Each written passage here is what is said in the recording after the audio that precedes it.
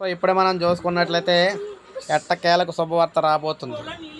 మళ్ళీ శనివారం నుంచి వర్షాలు మనకి చూసుకున్నట్లయితే వర్షాలు అయితే రాబోతున్నాయి. దీనికి సంబంధించి ఆల్రెడీ వెదర్ రిపోర్ట్ కూడా జారీ అవ్వడం జరిగిందనమాట.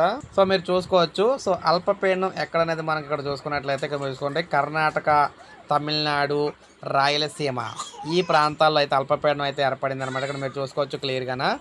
మనకి చూసుకున్నట్లయితే ఇది దక్షిణ, అదేవిధంగా వాయువ్య తెలంగాణలో అంటే హైదరాబాదు అదేవిధంగా ఆ చుట్టూ ఉన్న జిల్లాల్లో అయితే వర్షాలు రాబోతున్నాయి.